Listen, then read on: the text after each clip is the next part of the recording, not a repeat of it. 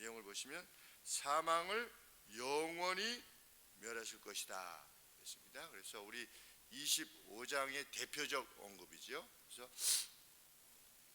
이사야 선지자는 지금 세상 끝날에 대해서 언급하고 있는 것입니다.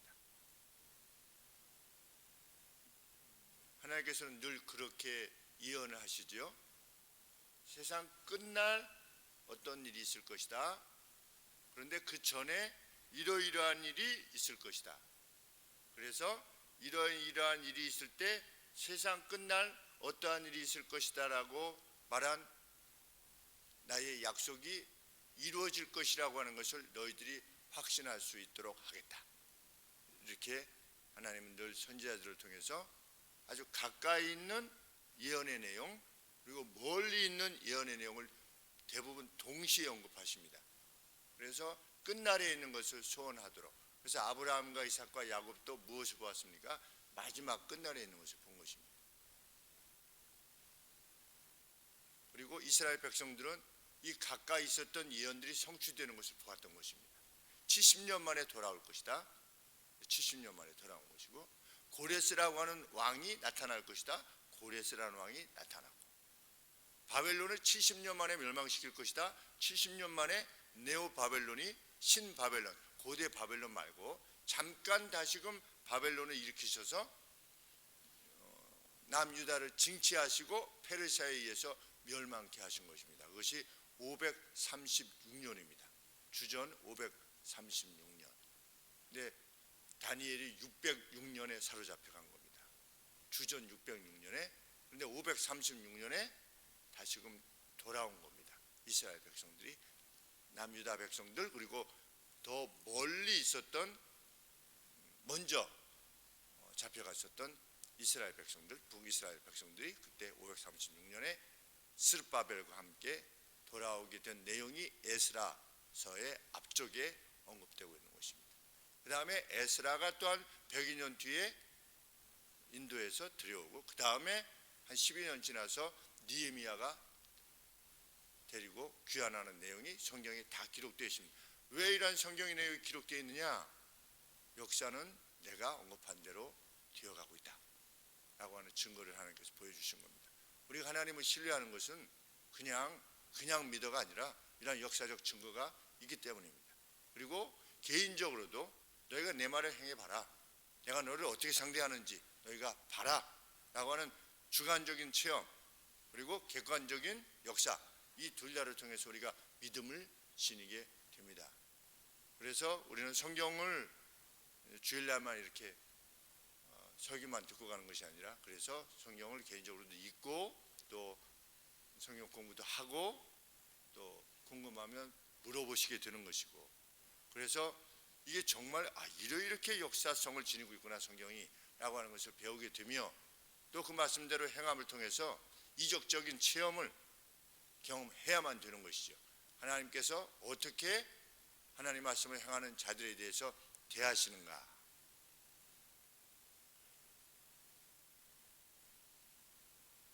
그러면 하나님께서 생애 내에 하나님만이 보여주실 수 있으신 하나님이 얼마나 크신 분이신가를 우리에게 드러내시는 그러한 체험을 하게 됩니다.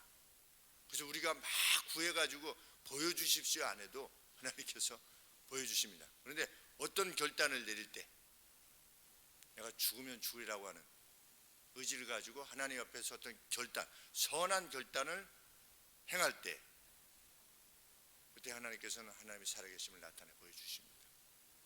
그래서 우리는 견고한 신앙을 갖게 됩니다. 그러면 흔들리지 않는 눈에 보이는 것에 의해서 좌우우면하지 않는 그러한 인생을 살게 됩니다. 죽는 날까지 그것이 인식되어지는 날부터 죽는 날까지 평강 가운데 살아갑니다. 빼앗기지 아니하는 평강. 사나 죽으나 사도 바울이 나는 주와 함께 거하기를 더 기뻐하지만 내가 당신들을 위해서 하나님께서 나를 남겨두실 줄 압니다. 개인적으로는 떠나서 주님과 함께 있기를 더 원합니다. 한마디로 말하면 죽기를 더 소원합니다 라고 하는 그러한 평강을 누리게 됩니다. 죽는 것도 두렵지 않으니 무슨 무엇이 그 마음을 흔들겠습니까? 이 땅을 살 때 그렇게 우리가 살기를 원하는 것입니다. 하나님 앞에 사망을 영원히 멸하실 것이다.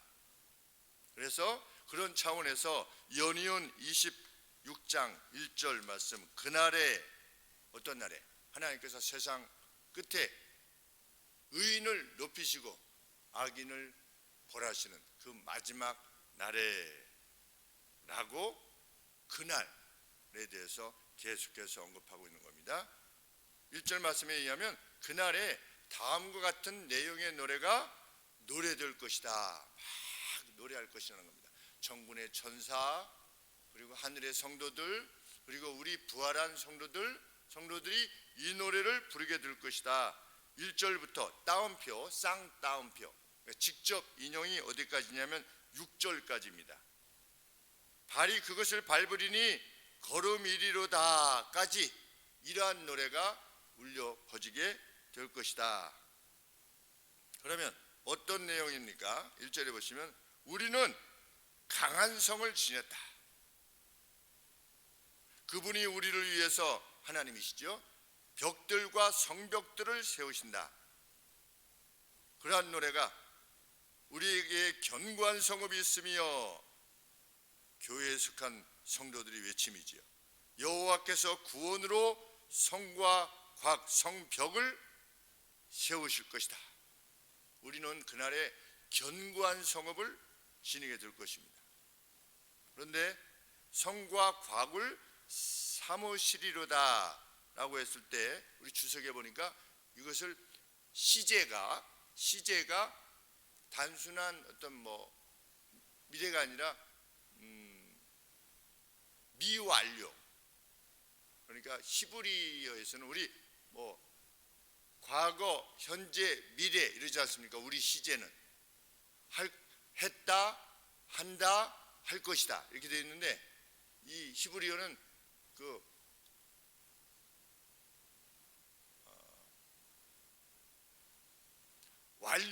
완료 시제가 있고 미완료 시제가 있습니다.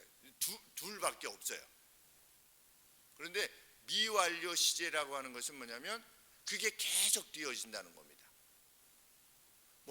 우리 표현으로는 그게 없으니까 할 것이다. 왜냐하면 미완료니까. 완료는 했다고. 우리 말로 우리는 시제가 세 가지인데 여기는 두 가지니까 그 두 가지 가지고 해석을 하니까 무엇으로 해석될 수밖에 없냐면 하시리로다. 하나님께서 성곽을 세우시리로다. 세우실 것이다. 이렇게 표현될 수밖에 없지만 실질적인 내용은 뭐냐면 계속해서 세워나가는 겁니다. 이것은 왜 이러한 표현을 썼느냐? 주석가에 의하면 이것은 계속해서 반복되는 행위라는 겁니다. 뭐를? 성과 성벽을 계속해서 세워나가는 겁니다. 그러니까 이것은 무엇을 말하냐면 천국은 그냥 한번 만들어지고 옛 것으로 남아있지 않는다는 겁니다. 우리도 물건을 사가지고 옷을 입다가 옷이 낡아질 수 있지 않습니까? 식상해지고. 그런데 우리 천국은 그런 것이 아니라는 것이지. 새 예루살렘은, 그래서 오늘 찬송을 그걸 부르습니다. 우리가 도달할 새 예루살렘은 낡은 성이 아니라는 겁니다. 하나님께서 계속해서 세워가시는, 마치 샘물이 그냥 계속해서 흘러나오는 것처럼, 고인 물이 아닌 것처럼 하나님께서 우리를 위해서 준비하신 도성은, 그 시티는 영원한 성이 될 것이며 날마다 새롭게 되는 성이 될 것이다. 이러한 노래가 외쳐질 것이라는 것입니다. 그날에 천사들에게 무슨 외침이 들려질 것이다. 너희는 문들을 열어라. 천사들에게 하나님께서 명령하시는 거죠. 신을 지키는 자, 신실함을 지키는 자들로 하여금 의로운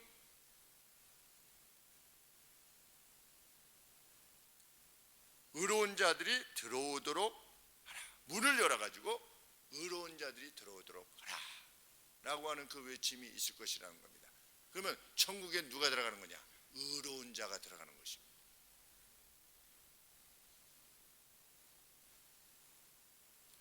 참 성도들이 들어가는 것입니다.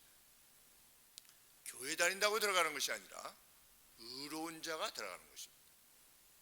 누가 의로운 자냐? 하나님만을 신뢰하고 하나님의 법도를 쫓아 행하는 이가 들어가는 것입니다. 얼마나 기쁜 날이 될까 생각해 봅니다.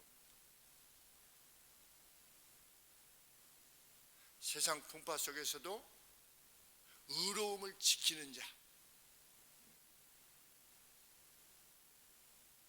신을 지키는 자, 마음의 견고함을 지녔던 이들, 세상이 조롱에도 불구하고 그 세상을 몰라서 그래.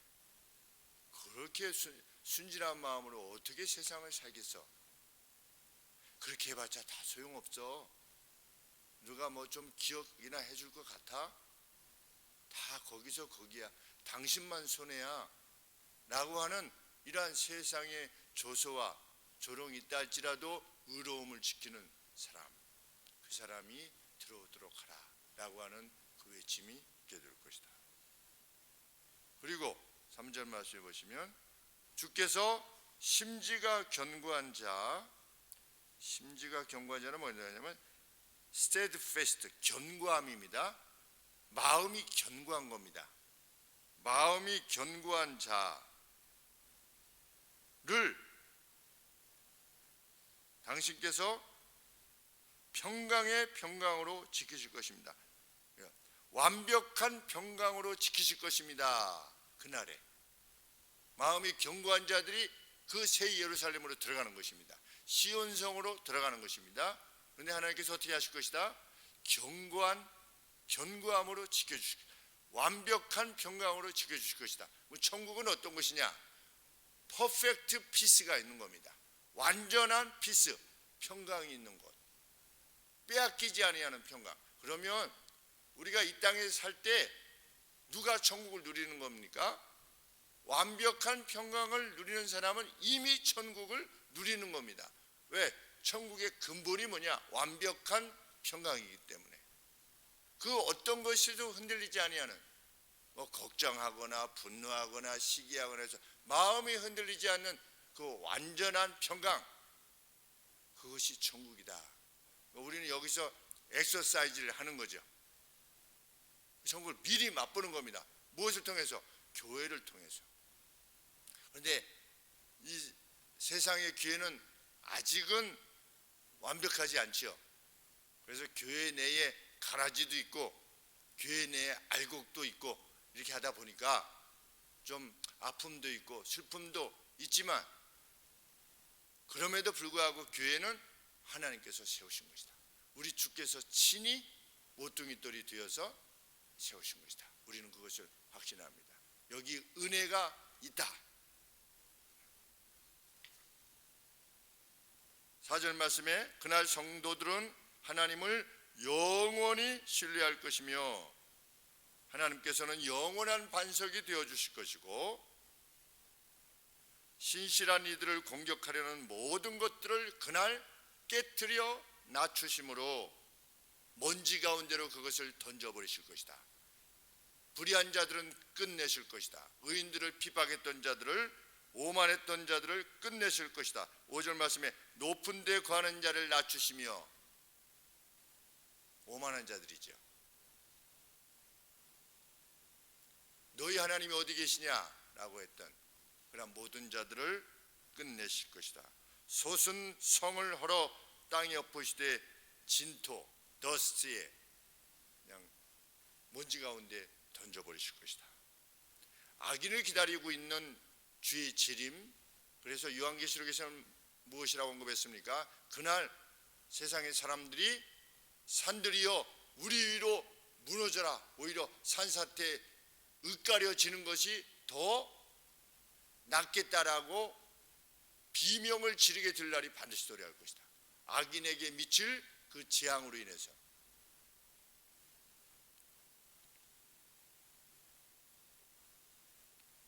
절 말씀에 그날 발이 그것을 밟으리니 누구의 발입니까? 핍박당하던 자들의 발, 우리의 발이 어떻게 할 것이다.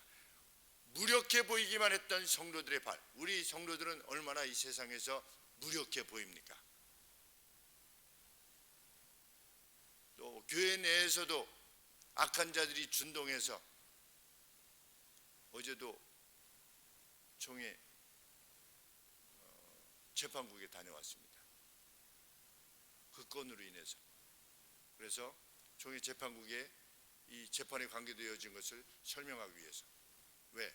그쪽에서 온당치 않다라고 해가지고 주장을 해가지고 그분은 2시 반에 오셨고 1시 반에 오셨고 저희는 2시 반쯤에 가서 진술하고 왔습니다. 그래서 한 2시간 이상 진술하고 왔습니다. 정말 무력해 보입니다. 누구는 하나님의 뜻이 이것이요 온전하게 이것이요 라고 했을 때, 그리고 세상 법정은 또 어떻게 우리를 다룰지 모릅니다. 우리가 세상 법정의 말을 따라 거기에 확인을 하지 말라고 성경이 언급하고 있는데, 만일 세상 법정으로 나가게 되면 그것 역시 하나님의 법을 어기는 겁니다. 이럴 때 참 의인들은 무기력하기만 합니다. 상대하기가 마치 손해를 보는 것 같습니다.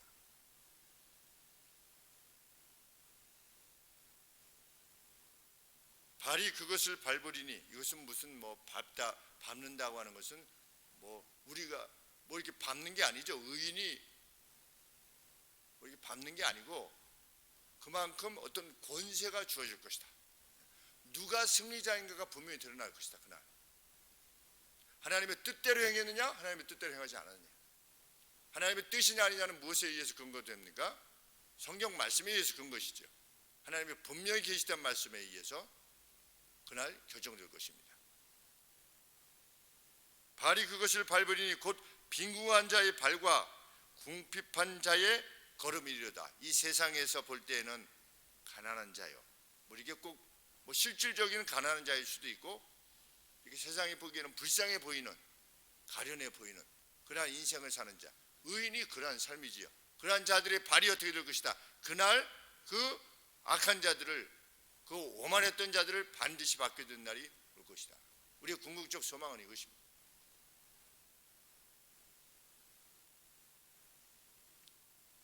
이것이 이미 결정된 교회의 미래다 라고 하는 것, 선지자는 자기 시대의 믿음의 눈으로 멀리 보며 이를 확증하는 것입니다.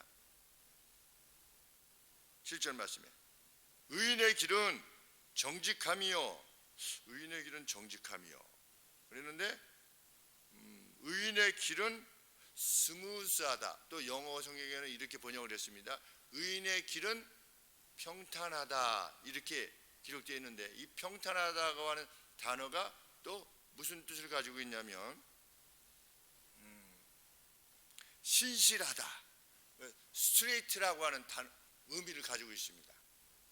그러니까 의인의 길은 뭐냐? 좌고우면하지 않고 스트레이트한 겁니다. 그것이 옳으면 그대로 가는 겁니다. 의인의 길은. 그런데 그러므로 선지자가 하나님 앞에 자기의 신앙을 고백하며 또 이 기록을 통해서 이 7절의 내용은 쌍따옴표가 없는 것이, 직접 인용이 없는 것이죠. 의인의 길은 스트레이트하다. 그러므로 정직하신 주께서 그렇게 스트레이트한, 어떤 좌고우면하지 아니하고 의를 향해서, 진실함을 향해서 바로 가는 의인의 첩경을 평탄케 하시도다. 이것이 선언입니다.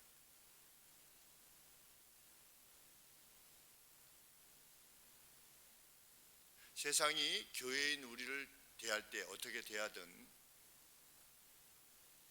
하나님 앞에서 오만한 자들의 미래와 의로운 자들의 미래는 이미 결정되어 있다. 역사는 이미 결정되어 있다.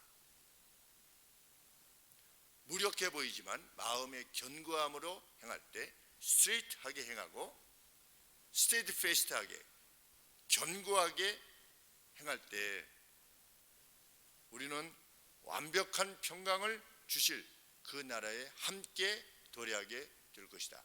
그리고 그날 우리가 큰 환호로 하나님을 찬양하게 될 것인데, 우리에게 큰 성 강한 성을 주셨도다 라고 하는, 완벽한 평강을 주셨도다 라고 하는 외침을 그날 지니게 될 것입니다.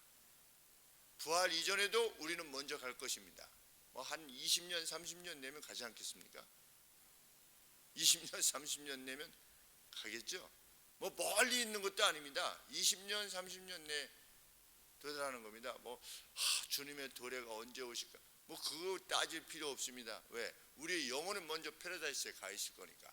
그리고 그날을 가서 기다리겠죠. 우리는 이 소망을 지닌 자로서 오늘을 살고 오늘 행동하기를 원할 뿐입니다. 그렇게 믿고 행하는 이들이 있음을 세상에 보여주어야만 합니다. 그것은 우리의 사명이고 우리의 특권인 줄 압니다. 분명 세상과 구별된 세계관을 지닌 이들로서 살아가는 그 모습이 영혼을 구원하는 그날의 그 환호에 함께 동참하는 이들을 늘려가는, 하나님 나라를 정말 확장해가는, 그저 우리끼리 예수님 믿고 이런 거 말고 그냥 내 가족 이렇게 우리 교회 이런 거 말고 어떻게 쓰든지 하나님을 알아 그 나라에 함께 도래하게끔 하는 것, 그것이 우리의 사명인 줄 믿습니다. 기도하겠습니다. 살아계신 하나님, 말씀이 우리에게 힘이 되게 하시고 말씀에 기대어 행동하게 하여 주시옵소서. 그날 영원한 도성 저희들 함께 이룰 것을 소망하며 상상하며 힘들 때 견디어내게 하여 주시옵소서. 예수님의 이름으로 기도합나이다.